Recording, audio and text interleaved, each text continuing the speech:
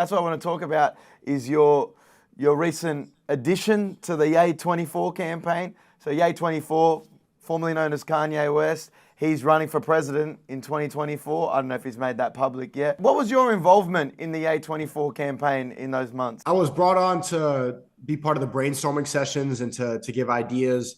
And I was editing and I was part of the content creation, or Ye would call me up and ask me about a tweet. Like, he was banned on Twitter now, but I was basically one of the brain children of Ye 24.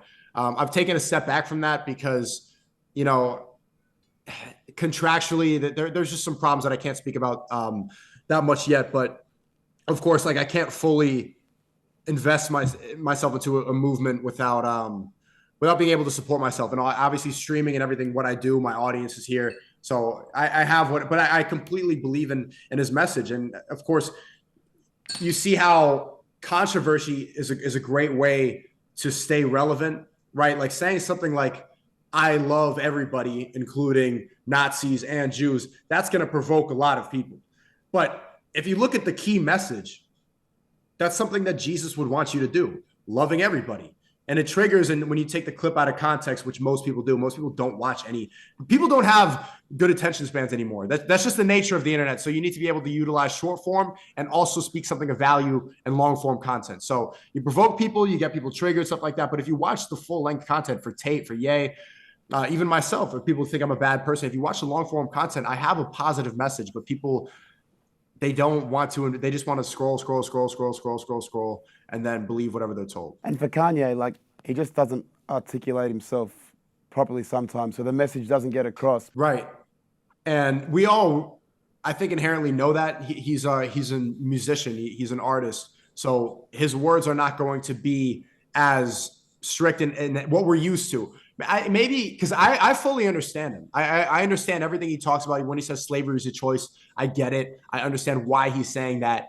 But his words and his message are not articulated for the general public because he doesn't listen. He doesn't like other people controlling what he talks about. He's one of the most authentic speakers. And in order to reach the masses, you need to play the game, which is what Tate told me in Bucharest. You need to be able to figure out how to get around people's emotions. And he's just an authentic person. Like, speaking to him, you realize he's genuinely, even though he's one of the most famous people of all time, he's genuinely one of the most authentic people I've ever talked to, because he just doesn't let people influence himself because he knows his intentions are pure. And my advice for anybody now who's getting caught up in the social media, oh, my camera turned off. My advice for anybody who's getting caught up in the social media outrage is to look at somebody's intentions. Before you try to cancel them, try to think about what they are intending. Are they intending to be bad? Are they intending to spread hate? Or are they intending to spread something?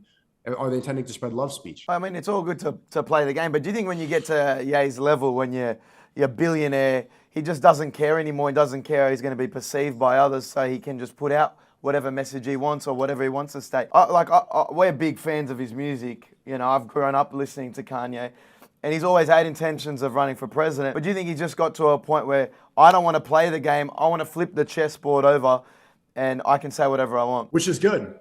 You know, we have been abiding by the rules about what we're allowed to say, what we're not allowed to say for so long. And people should be grateful that there's somebody who's willing to risk his bank account, his reputation, all of his deals in order to open up and break the Overton window about what we're allowed to talk about.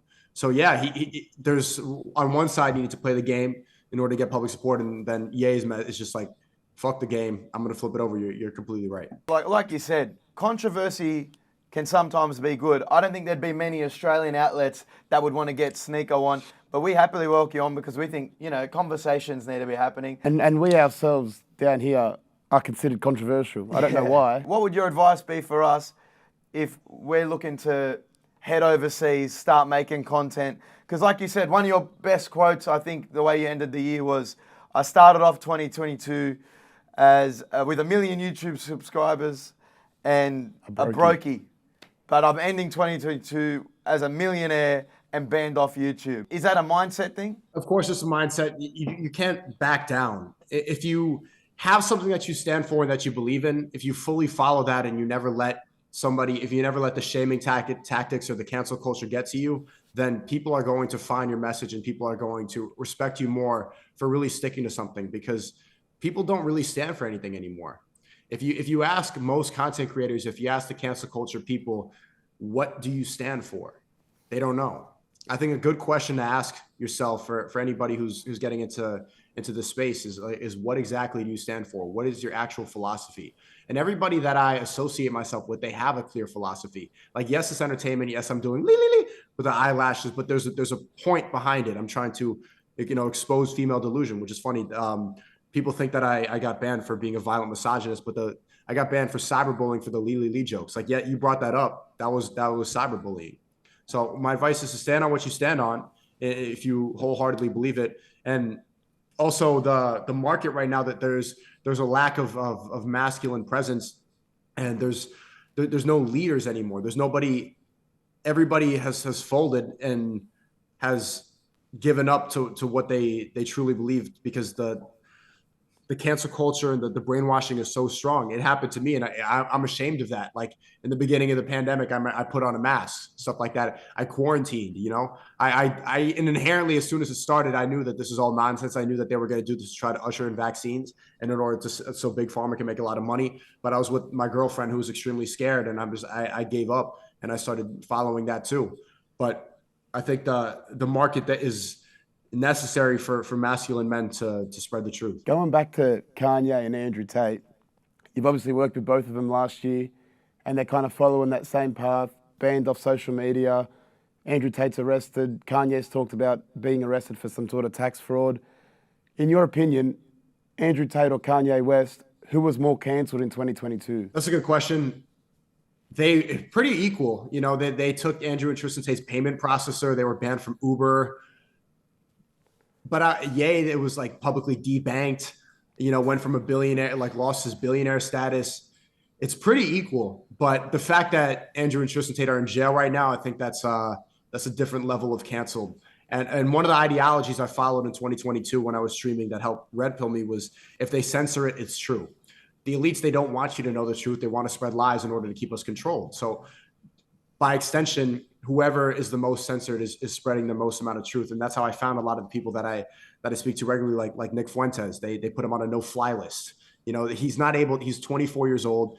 He got off the no-fly list, but he wasn't able to fly. He wasn't able to access a bank account. They banned him from all social media platforms. I got my Twitter back. I don't think he's ever going to get his Twitter back.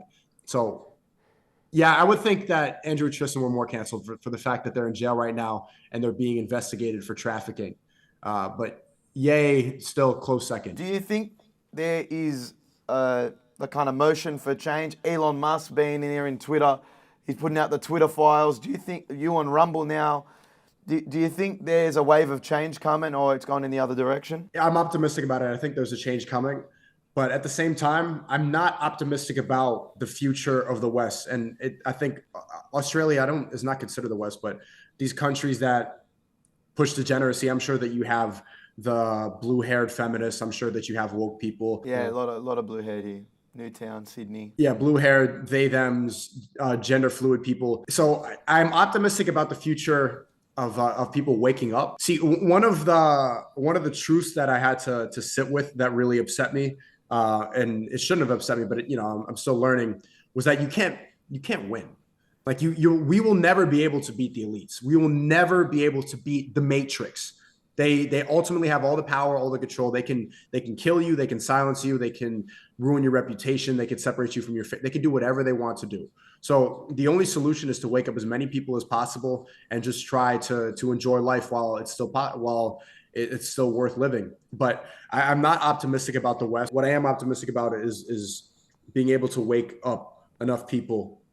But it takes a lot of it takes courage, and you need to have your head screwed on properly in order to fight this battle. And the way to do it is to believe in God, is to train every day, is to not buy into the bullshit, and to analyze things properly. But yeah, I think the tide was turned in 2022. People are going to look back on that fondly as the year where the Matrix was actually started to crack, and more people woke up than ever. What Elon Musk has done, what Andrew and Tristan Tate have done, and especially what Ye has done.